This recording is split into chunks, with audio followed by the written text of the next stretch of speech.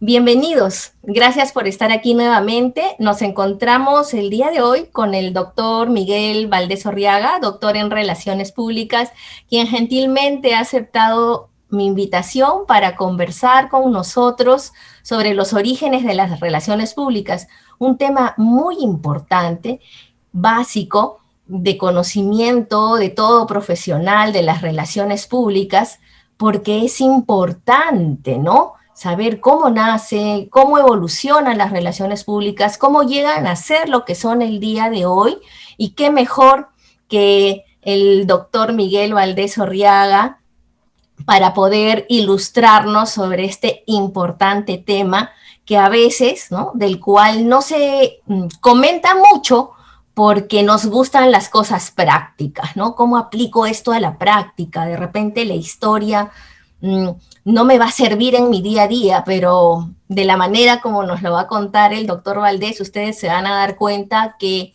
es importante conocer la historia, principalmente, ¿no?, para poder aprender de ella. Bienvenido, doctor Miguel Valdés Orriaga, muchísimas gracias por acompañarme el día de hoy en esta aventura que he iniciado hace algunos meses con la finalidad de dar a conocer qué son las relaciones públicas y cuáles son sus campos de acción. Gracias por estar aquí, doctor Valdés. Gracias a usted, profesora Marita, por esta oportunidad de acercarnos a sus stakeholders o a su grupo de interés, ya para estar hablando un poco de relaciones públicas. Y qué interesante que usted esté en este arduo trabajo de posicionamiento del mensaje académico, en medio de la vorágine de Internet y de la globalización en que prima el mensaje corto. Y en efecto, como usted dice, es necesario conocer la historia, en todos los ámbitos, diría yo, y en el caso de las relaciones públicas, con mucha más razón, nosotros los comunicadores que estamos vinculados a las organizaciones necesitamos saber de la historia, porque ahí en la historia justamente están las bases teóricas, y eso es muy importante para aplicar las relaciones públicas en el mundo actual, en el mundo digital en el que nos encontramos. Así es que me pongo a su disposición. Gracias, doctor. Comencemos entonces. Comencemos por el principio y quisiera que nos cuente cómo es que surgen las relaciones públicas. ¿Cuándo surgen? A ver, hay una serie de versiones. Revisando la literatura científica, académica, la bibliografía en materia de relaciones públicas, hay dos posiciones. Una posición en el sentido de que las relaciones públicas aparecen cuando el hombre surge en la faz de la Tierra. Y a partir de ahí se va evolucionando. Es decir, en la faz de la Tierra, por la necesidad de relación y de comunicación que tiene el ser humano para guarecerse del clima, para enfrentarse a los animales y para recolectar hortalizas y comer. Pero, y dicen estos historiadores que va evolucionando y comienza en el ámbito geográfico mesopotámico, lo que es Irak, Irán actualmente. Y sigue evolucionando y encuentran las relaciones públicas en la Gran Roma, en la Gran Grecia, en el Gran Egipto. Y la otra versión, el de la mayoría de tratadistas y académicos de las relaciones públicas, dicen no, las relaciones públicas nacen a partir del siglo 1800, es decir, la segunda mitad, se ubican más o menos en la Revolución Industrial. Lo cierto es 1850 para adelante, y 1900 la tecnificación de las relaciones públicas. Pero en 1850, ¿qué pasaba? En 1850 ya comenzaba un tal Barnum, que era un personaje de la industria del espectáculo, del arte, no tanto de la cultura, y que contrataba agentes de prensa. Es decir, él daba una mirada en los periódicos, en los medios masivos de comunicación, y de ahí contrataba periodistas y los alojaba temporalmente dentro de sus organizaciones empresariales, culturales, del espectáculo, para que ellos elaboren noticias respecto de la organización y la difundan a los medios masivos de comunicación, en una suerte de origen comercial, diríamos, de las relaciones públicas. Pero había ya una necesidad de la organización empresarial de la segunda mitad del siglo XIX para dar a conocer sus actividades. Esas son más o menos esas son las dos posiciones existentes, pero la más fuerte es segunda mitad, ¿no es cierto? Es decir, estamos hablando de 1850 para adelante, segunda mitad del siglo XIX. Sí, es verdad lo que usted dice, porque cuando revisamos algunos trabajos académicos y nos remontamos a los antecedentes, ¿no? Algunos académicos y algunos profesionales consignan una versión y otros la otra versión, pero muy importante que usted nos haya dado a conocer las dos para nosotros poder saber cuál es el escenario concretamente, ¿no? Doctor Valdés, ¿qué factores influyen en el surgimiento de las relaciones públicas? Aparte de todo lo que ya nos ha mencionado. ¿Qué claro, otros factores? Es decir, claro, y seguimos ubicándonos en estos tratadistas que están a favor, ¿no?, del surgimiento de las relaciones públicas a partir de 1850. Es decir, a partir de 1850, la revolución industrial en auge, las organizaciones comienzan a producir en serie y por lo tanto tienen una necesidad de colocar su producto, ¿no es cierto? Y de colocar, bueno, sus servicios en el caso del Estado. Entonces, ahí, ¿qué factor? Entonces, cuando usted me dice, ¿qué factor? Un factor de orden económico, ¿no? Es decir, ya se inicia pues el despegue de la empresa. Y diríamos un factor de orden comercial, ¿no? Por eso la asociación de las relaciones públicas con el marketing. Y un factor de orden informativo, ¿no? La asociación de las relaciones públicas con el periodismo. Entonces, la gran necesidad, y yo veo ahí entonces el gran aporte de las relaciones públicas que satisface, ¿no?, las expectativas de información del ciudadano, de la opinión pública respecto de la organización. Hacia 1850 y 1900 existía una cultura del secreto de la organización. Prohibido dar información a los públicos. Por eso la imagen de Rockefeller, por ejemplo, cae a los suelos. Por eso la imagen de Rockefeller es la imagen de un misántropo. Entonces las relaciones públicas lo convierten en filántropo, pero desde el punto de vista ético. O sea, desde el punto de vista ético, ¿cierto? Y ya podríamos hablar incluso de la gestión, de los orígenes de la gestión de crisis de las organizaciones. Entonces tenemos una serie de factores. El factor económico, el factor comercial, ¿no? El factor político, diría yo también, cuando las relaciones públicas, estos especialistas en relaciones públicas como Ivy Lee y Bernays descubren que desde la organización, y eso más adelante lo hablamos, podría persuadir también en la opinión pública para cambiarle la percepción de lo que significa la dinámica y el comportamiento de la organización. Pero puntualmente serían esos orígenes de las relaciones. Son orígenes vinculados principalmente al mensaje, ¿no? ¿Dónde queda el relacionamiento? Sé que lo va a tratar más adelante, pero me gustaría precisarlo acá para que poder absolver justamente esas dudas que de repente a quienes nos están escuchando dicen, ok, pero ¿y el relacionamiento en dónde queda? ¿Está presente? ¿No está presente?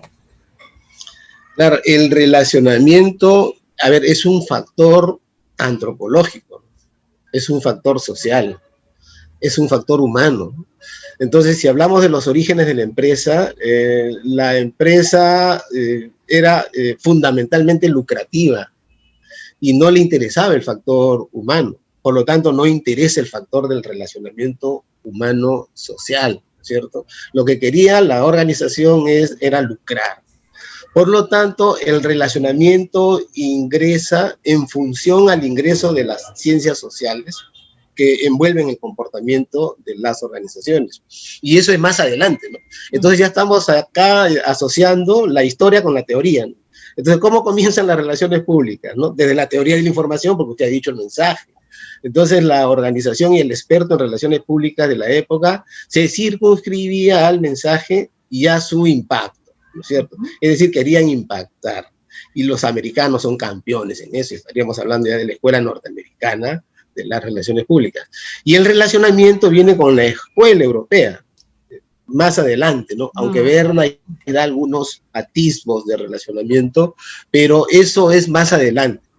El relacionamiento no existía, no existía, por la simple razón de que la sociología no tocaba la puerta todavía de la organización. ¿Y qué es sociología? El vínculo entre un individuo y otro, entre un individuo y un grupo. Entonces, esa figura conceptual, teórica y práctica todavía no existía. Pero hoy más que nunca, como lo vamos a ver más adelante, necesitamos de ese factor de relación. Perfecto, doctor. Y ya que ha mencionado las ciencias sociales, ¿cuándo es que se inicia este vínculo con las ciencias sociales, doctor? El vínculo con las ciencias sociales lo introduce Bernays. Y estamos hablando del Edward Bernays Freud, ¿no? El sobrino de Sigmund Freud. Dice la historia que dos hermanos Bernays se casan con dos hermanos Freud, y en esa relación surge la figura de Bernays, ¿no es cierto? Entonces, y dice la historia, dicen estos historiadores, que ese vínculo con Freud lo influye a Bernays por la ciencia de la conducta. Entonces ya estamos hablando de sociología un poco, pero de psicología social. Y Bernays es el primero que usa de la psicología, sobre todo de la psicología del lado de la persuasión, para cambiarle el chip a los grupos sociales respecto de la imagen o de la reputación que podrían tener de la organización. Pero Bernays es el que recurre a la psicología, recurre dentro de las ciencias sociales, a la sociología, recurre a la ciencia política, ¿no? Como vamos a ver, de repente, si hay tiempo, más adelante, ejemplos de macropolítica, ¿no? En que entra a tallar las relaciones públicas desde el punto de vista positivo, desde el punto de vista de ético, y desde el punto de vista negativo también, ¿por qué negarlo? ¿No? O sea, no podemos negar los aspectos negativos de la evolución histórica de las relaciones públicas. Así como las relaciones públicas le han hecho mucho bien a la sociedad, posicionando objetiva y éticamente un producto o una marca o una institución, también le ha hecho daño, yo diría, a la ciencia política internacional, ¿no? Por la forma como se han asesorado marcas para posicionarlos en el ámbito político sin que interese el sistema democrático. Perfecto. Y ya que estamos hablando de ciencias sociales, doctor, quisiera que nos explique por qué las relaciones públicas son consideradas una disciplina con estatus científico, ya que nos ha mencionado tanto la ciencia, ¿no? Y es algo que a mí me gusta mencionar mucho también en mis clases y en mis conversaciones, pero que solamente se limita a las aulas. Y ahora que tenemos, pues, las redes sociales, qué importante es poder dar a conocer esto, e insisto, qué mejor que de parte suya. Claro, siempre derivándonos de la historia, ¿no es cierto? Que habíamos visto. ¿Cuándo nacen las relaciones públicas? Cuando el hombre aparece en la faz de la Tierra. Entonces, ¿qué dicen los teóricos? Esas son relaciones públicas fácticas. O sea, relaciones públicas, bueno, que surgen de la realidad, y por lo tanto, ¿cómo se practican esas relaciones públicas? Se practican esas relaciones públicas, bueno, por olfato, se practican esas relaciones públicas por la intuición, se practican esas relaciones públicas por la informalidad, ¿no es cierto? Ejemplo actual, por ejemplo, no hay en una empresa una oficina de relaciones públicas o de comunicación corporativa. No hay, pero las relaciones y las comunicaciones fluyen. Por lo tanto, ahí habrían relaciones públicas fácticas. Entonces, si usted me pregunta sobre ciencia, tendríamos que hablar de las otras relaciones públicas, las relaciones públicas formales.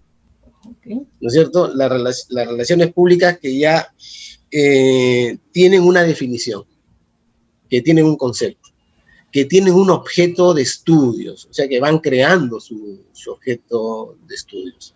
¿Cuándo nacen las relaciones públicas? Cuando las relaciones públicas, si vamos a hablar de la investigación cuantitativa, cuando comienzan a medir, ¿no? Cuando surgen las encuestas, Gallup, por ejemplo, en los Estados Unidos, ¿no? Y estamos hablando de que, entonces, ¿cuándo nacen las relaciones públicas? A ver, 1900, por ejemplo, 1900. ¿Existían las encuestas? Gallup influía en las organizaciones, sí, pero era incipiente, o sea, casi nula, ¿no? O sea, las relaciones públicas del agente de prensa, del informador público. Entonces, ¿qué medía, no? Por ejemplo, ¿qué medía? Bueno, ¿cuántos escuchaban o leían el mensaje, ¿no? Pero eso no es ciencia propiamente dicha, ¿no? Entonces, la respuesta sería, partiendo de la historia, cuando se involucran las relaciones públicas con las ciencias sociales, con la ciencia de la evolución del conocimiento en nuestro ámbito. Las relaciones públicas pertenecen a las ciencias sociales. Entonces, cuando comenzamos a medir, propiamente dicho, cuando recurrimos a la entrevista formal, cuando recurrimos a los grupos especiales para abordarlos, los focus group, ¿no es cierto? Cuando planteamos un problema de relacionamiento o de comunicación. Entonces, cuando lo abordamos cuantitativamente o cuando los abordamos cualitativamente y a partir de ahí determinamos un problema objetivo y comenzamos a planificar. Y esto, y si hablamos cronológicamente, década del 20, con Bernays. O sea, Bernays se involucra en las relaciones públicas con las ciencias sociales. Y a partir de Bernays podríamos hablar de que las relaciones públicas comienzan, ¿no?, a escalar su espiral científica, ¿no?, a favor de la organización. Y seguimos en ese proceso. O sea, las relaciones públicas está construyendo su estatus científico permanentemente desde 1920. Cuando me preguntan, pero profesor, ¿y desde cuándo? Desde 1920. Uy, ¿cuándo será? No, pero no es cuánto será. Lo que pasa es que no podemos hablar de tiempos. Al derecho, ¿cuánto le costó? ¿No? A las ciencias de la medicina, ¿cuánto le costó? ¿No? Y siguen cuestionándose, ¿no? Porque siguen evolucionando teóricamente. Excelente, todo muy claro, doctor Valdés. Y en este contexto, ya que estamos hablando de Bernays, ¿no?, y de su aporte para darle el estatus científico a nuestra disciplina, ¿cómo es que incide la persuasión en las relaciones públicas, en la evolución de las relaciones públicas? Claro, entonces si hablamos de la evolución, y usted habló del mensaje inicialmente para no perder la hilación, entonces las relaciones públicas con Ibili, que es el que inicia las relaciones públicas, Ibili era el campeón de la información, del posicionamiento del mensaje, de la publicity, del arte de elaborar noticia corporativa y colocarla gratuitamente. Y de alguna manera hay alguna persuasión ahí, ¿no? Porque estamos elaborando un mensaje interesado a favor de la organización, porque eso es lo que hace el relacionista público, ¿no? Elaborar mensajes, bueno, a favor de la organización a la cual está trabajando. Entonces, el mensaje se emite e impacta, pero eso es persuasión propiamente dicha. La persuasión propiamente dicha es cuando surge la bidireccionalidad, en el caso de las relaciones públicas.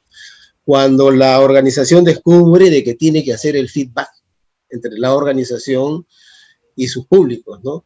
Entonces, ahí estamos hablando de relaciones públicas bidireccionales ya. Ya no las relaciones públicas unidireccionales, ¿no? Las relaciones públicas históricas de la segunda mitad del siglo XIX y principio del siglo XX, sino que ya, pues, necesitamos relacionarnos, justamente, y vincularnos, justamente, y recurrimos a las ciencias sociales para persuadir. Entonces estamos hablando de 1920, 1930, 1940, después de la Segunda Guerra Mundial, ¿no? Los campeones de la persuasión, pues, son los americanos, por ejemplo, que constituyeron el histórico comité CRIL, que era un comité de información pública que a través de las relaciones públicas convencieron a la opinión pública norteamericana, convencieron a los medios masivos de comunicación de la necesidad de la participación de los americanos en la Primera Guerra Mundial y en la Segunda Guerra Mundial. Hay unas interesantes estrategias de relaciones públicas que creo que el tiempo no nos va a dar definitivamente para describirlo y explicar lo que será en otras oportunidades. Y ahí estamos hablando de percepción a nivel macropolítico. Y esa figura, trasladándola a la empresa, tendríamos que hablar de la persuasión a nivel micropolítico. Entonces, desde las relaciones públicas, desde su función unidireccional y desde su función bidireccional, utilizando la psicología, la sociología, la ciencia política, la antropología, se puede persuadir a los públicos de buena manera y objetivamente para integrar a la organización con los públicos. Lo que pasa que semánticamente el término persuasión tiene una connotación comercial, publicitaria, ¿no? Y en efecto, no podemos negar la evolución histórica de las relaciones públicas. Cuando surge la persuasión a favor de la organización y en contra de los públicos, ¿no? Es decir, mientras los públicos estén bien con nosotros, hacemos bidireccionalidad, hacemos feedback, entramos al terreno de la interacción, pero cuando el público nos critica, nos cuestiona, como las grandes marcas, esa marca enjuicia al público, o lo critica, ¿no es cierto? O lo silencia. Y esa no es la idea, ¿no? Eso es asimetría. Eso es una persuasión barata a favor de la organización, que felizmente científica, teórica y prácticamente las relaciones públicas han evolucionado para solucionar ese problema. Totalmente claro, me podría quedar escuchándolo por horas, doctor Valdés. Ya que estamos hablando de la evolución, ¿qué hay de la investigación después de Bernays? ¿Cómo continúa esta evolución de la investigación, que es lo que le da el carácter científico, ¿no?, a las relaciones públicas? ¿Cómo continúa esta evolución después de Bernays, doctor Valdés? Claro, a ver, le voy a dar un secreto, bueno, para todos los profesores, los alumnos, y de repente los comunicadores que dirigen las organizaciones, ¿no? Que printen los 4 modelos de relaciones públicas de Gruni, ¿no? Y lo tengan como cabecera, ¿no? Ahí está la evolución de las relaciones públicas desde el punto de vista de la historia, desde el punto de vista de la comunicación, de la relación, de la conceptualización y de la investigación. O sea, Gruni descubrió eso. No es que Gruni haya estado en 1850 o en 1900. Gruni todavía está vivo, pero Gruni revisó todo ese material, revisó todos los periódicos de la época y sacó los cuatro modelos, ¿no? Y de paso ya le estamos explicando a aquellos que están haciendo sus tesis, le estamos explicando cómo teorizar, simplemente pues tomarle una foto a estos modelos y esos modelos aplicarlo, por ejemplo, al estudio de cualquier organización. Y en esos 4 modelos ahí dice cómo evoluciona la investigación. Entonces la investigación propiamente dicha, aparece en el modelo de información pública en 1900, pero simplemente para averiguar si el mensaje noticioso corporativo de la empresa caló, ¿no es cierto? Pero después la investigación evoluciona hacia la bidireccionalidad, justamente aparecen las ciencias sociales, aparece la sociología, entonces, dice Gruni, aplicamos la investigación, que puede ser cuantitativa o cualitativa. Pero de 1920 a 1960 esa investigación es injusta. O sea, se escarba en la mente de los públicos, ya averiguamos cuáles son las necesidades de los públicos, averiguamos cómo es la actitud y el comportamiento de los públicos, y la empresa aprovecha eso, ¿no? Aprovecha esa investigación y elabora productos y da servicios para satisfacer su demanda económica, ¿no es cierto? Pero felizmente la investigación, a partir de ahí, evoluciona hacia el entendimiento mutuo, siempre con Bernays.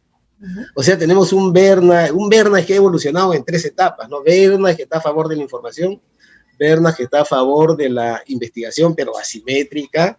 Ese es el Bernays que se le critica, que se le cuestiona, es el Bernays que posicionó grandes marcas, pero utilizando de manera negativa la persuasión, ¿no? Como lo denuncia Noam Chomsky, como lo denuncia Mario Vargas Llosa, por ejemplo, en su novela Tiempos Recios, y que hemos hecho un artículo sobre las relaciones públicas en la novela Tiempos Recios de Mario Vargas Llosa. Entonces, ahí se critica la investigación sociológica de relaciones públicas persuasivas, ¿no es cierto? Porque estamos utilizando la opinión pública, y es extraordinario cómo manipulan a la opinión pública americana, cómo se manipula desde las relaciones públicas a la CIA, increíble, a la CIA, manipula de las relaciones públicas a los medios masivos de comunicación. Pero eso suele ocurrir pues en toda disciplina, ¿no? En la medicina también hay gente mala, en el derecho también hay gente inescrupulosa, en el periodismo también. ¿cierto? En el periodismo también, o sea, el periodismo puede ser la más noble de las profesiones como la más vil, ¿no? Como decía uno de los Miro Quesada. Lo mismo, en paralelo, podríamos decir de las relaciones públicas. Las relaciones públicas es la más noble de la disciplina, pero puede ser la más vil. Y felizmente en su historia evoluciona la investigación y se habla de la investigación formativa y de la investigación evaluativa, ¿no es cierto?, para averiguar desde la sociología, la psicología y la ciencia política qué piensa el público de la organización, pero no para utilizarlo, sino para que la organización se adapte a ese pensamiento y que el público también se adapte al pensamiento corporativo organizacional. Entonces, en ese sentido, evoluciona la investigación en relaciones públicas. Ahora, la investigación en relaciones públicas necesariamente se ha adaptado hoy al ecosistema digital en el cual están involucrados las organizaciones. Ya utilizan una serie de herramientas digitales necesarias para vincular a sus públicos. Ya el mensaje de relaciones públicas no es estático, ¿no?, como el de antes. Ya el receptor, el stakeholder o grupo de interés del relacionista público es un prosumidor. Es decir, si antes le enviábamos el mensaje a nuestro consumidor, el consumidor lo digería sin problema.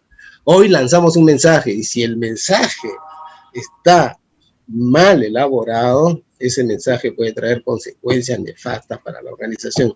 Un simple meme nos puede destruir. Meme viralizado, ¿no?, ya desde el punto de vista del ecosistema digital. Muy interesante todo lo que nos comenta, doctor Valdés, y ya que nos ha hablado de la novela Tiempos Recios y del análisis que hace Mario Vargas Llosa sobre las relaciones públicas de ese entonces, y ya que también hemos mencionado la manipulación, ¿cuándo es que empieza a tomar fuerza históricamente el factor, el aspecto ético de la verdad en las relaciones públicas, de la honestidad, de la transparencia? Ya, está dentro del proceso justamente de evolución de las relaciones públicas, ¿no? Y por eso le decía este Excel de Grunig, ¿no?, el que le decía, ¿no?, de los modelos de relaciones públicas. Y ahí claramente vemos cómo evoluciona la ética, ¿no? Porque primero es el modelo agente de prensa, ¿no?, donde lanzábamos, con Barnum se lanza información mentirosa, ¿no?, para engañar a la gente. Entonces se va evolucionando y se va al modelo de información pública. El modelo de información pública ya es ético, con Ibili. Y en 1904 él lanza la Declaración de Principios de Relaciones Públicas, ¿no? Es una declaración de principios que parte de la organización y parte de la función de prensa de la organización, la histórica función de prensa, vinculada justamente al periodismo, ¿no? Y ahí vemos una diferencia entre relaciones públicas y periodismo, ¿no? El relacionista público tiene su concepto de noticia. Mi concepto de noticia de repente acartonado, pro institución. Y el concepto de noticia del periodista, no, mi concepto de noticia es en base a lo que piensa la opinión pública. Yo soy más libre, soy más democrático, etc. Sin embargo, no debemos pelearnos con el periodismo, ¿no? El periodismo fue también un factor fundamental para el nacimiento de las relaciones públicas. Yo creo que paralelamente, en cuerda separada, funcionamos, relaciones públicas, periodismo, publicidad y marketing. Y la ética entra a tallar ahí, entonces decíamos, con este personaje Ibili. Pero la ética la introduce a las relaciones públicas la Escuela Europea de Relaciones Públicas. La Escuela Europea influenciada por la Revolución Francesa, ¿no? La Revolución Francesa, pues, que habla de libertades, de derechos humanos. Entonces el tema de derechos humanos aterriza en la organización, incrustada o llevada por la Escuela Europea. Y se habla ahí ya de la estrategia de la confianza, ¿no es cierto?, con ya los autores europeos que más adelante los vamos a... Y de todas maneras, doctor Valdés. Nos vamos a explicar cómo es que introducen el término. Lucien Matrat, por ejemplo, el padre de las relaciones públicas francesas, y dice, bueno, ellos no, las teorías las teorías yo creo que no se deben dinamitar, ¿no? Por ejemplo, la teoría de la escuela norteamericana es la teoría de la información.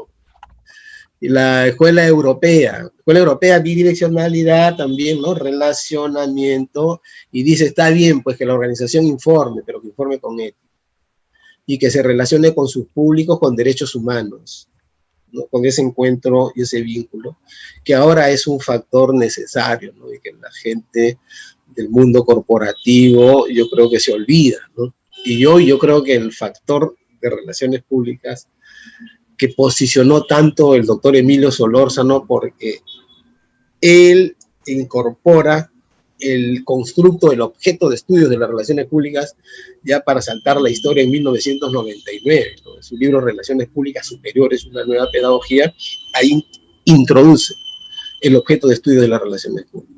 Y sencillo, el objeto de estudio de las relaciones públicas, el hombre, público interno, público externo, la organización pública o privada y la relación comunicación. Hasta antes de Solórzano, la función de relaciones públicas era comunicacional, desde el punto de vista teórico y hasta práctico. Y él, bueno, no es que haya creado el concepto relacional, ¿no? Sino que lo construye y lo institucionaliza, al menos acá en Latinoamérica y en el Perú. Y es el factor relacional que necesitamos para afrontar la pandemia, para afrontar cualquier crisis corporativa. Desde el punto de vista de las políticas de comunicación, por ejemplo, para administrar esta crisis del coronavirus, se ha enfrentado desde el punto de vista de la comunicación unidireccional, ¿no? Y no se han anclado en la parte relacional, sociológica. Qué importante lo que menciona doctor Valdés, ¿no? Que en el contexto, ya hablando del año 2021, ¿no? Que en el contexto actual vemos con cierta frustración, cierta pena, ¿no? La forma en la que se ha abordado algunas situaciones, ¿no?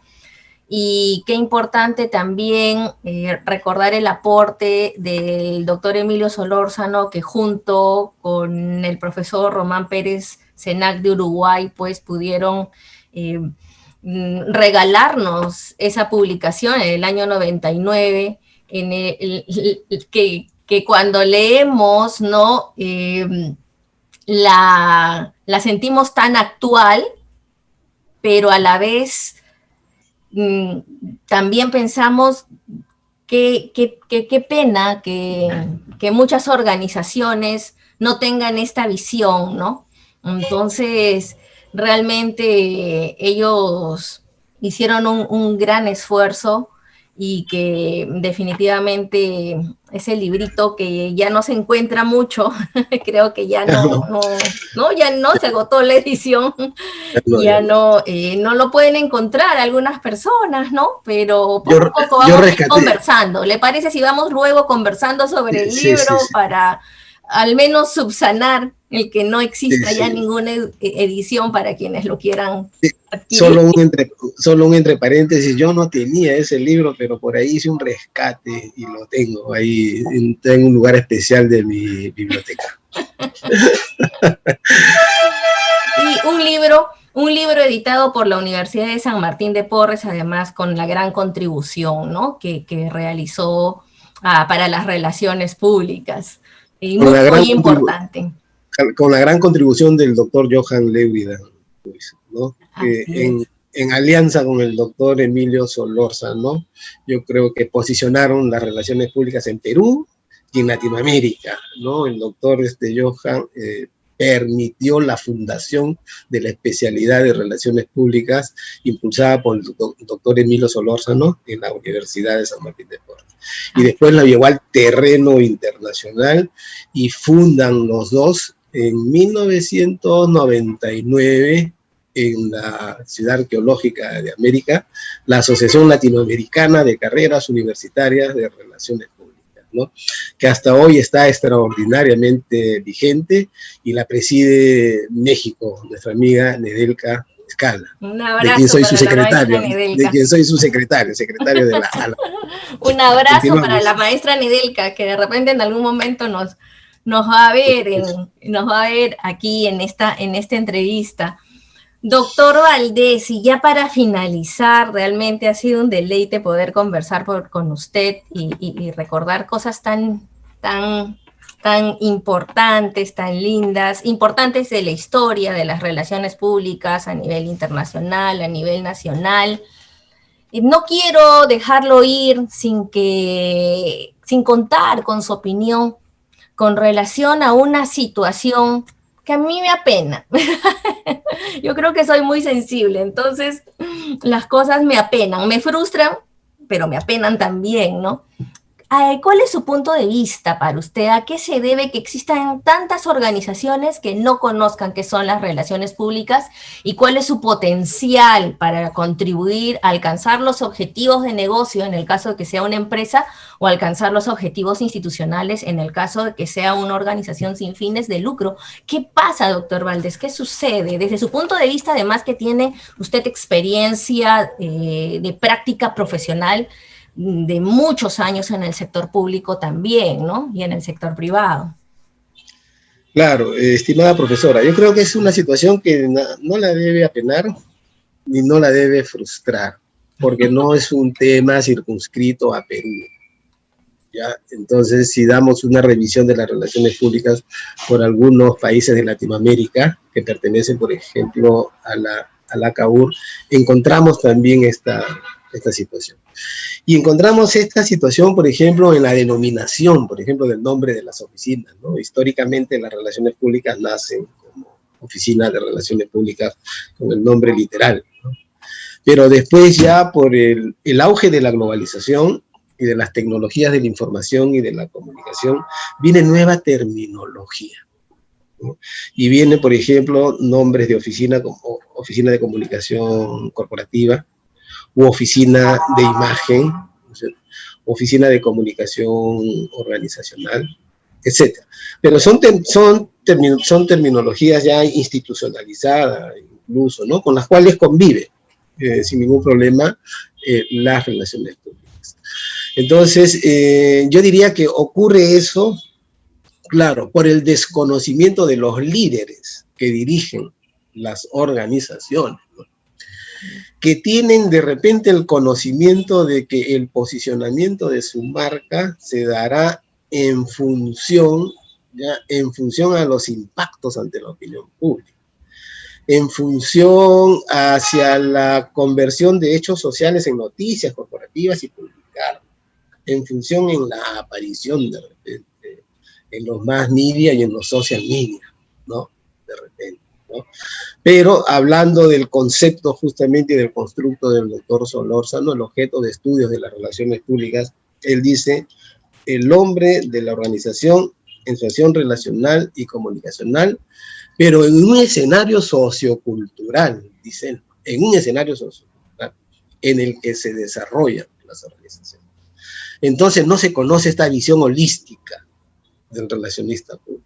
O sea, el relacionista público va más allá del mensaje técnico, comunicacional, ¿no?, sino que paralelamente al mensaje técnico, comunicacional, que debe existir porque va a garantizar la presencia histórica y vigente de la marca, debe también trabajar el tema social, el tema antropológico, el tema relacional, es el tema de vínculos que requiere urgentemente también de ser sistematizado. Así como está sistematizada la planificación estratégica en comunicación, se debe sistematizar la planificación estratégica en las relaciones, que ya tiene indicadores de medición de parte de Grunig y que usted en su tesis de maestría la ha desarrollado, y en algunos artículos académicos que ha escrito, y usted maneja muy bien el tema de la medición, ¿no es cierto?, de los indicadores de las relaciones. Entonces, yo creo que por ahí viene, y lo que habría que hacer es una campaña para ilustrar justamente a los líderes de la organización de que no todo es presencia mediática. Es importante, pero si la presencia mediática no está sostenido en un comportamiento yo diría, iría más allá del relacional, en un comportamiento relacional, ¿no? En un comportamiento de gobernanza corporativa, en un comportamiento económico, financiero, legal, contable, de la organización, el trabajo de reputación que se haga a nivel de redes y a nivel convencional no va a tener sentido. De repente serán campañas de impacto de imagen temporal, pero lograr la reputación ya es posicionar en la mente de los públicos un comportamiento sostenido, ¿no? Ético, integral de la organización frente a la opinión pública. Muchas gracias, doctor Valdés. Tenemos mucho por hacer. Hay mucho por hacer, pero aquí estamos para iniciando ese camino y poder contribuir, ¿no? A lograr cada día organizaciones más eficaces, ¿no? Más eficientes, más humanas, preocupadas por el entorno, preocupadas por sus públicos internos.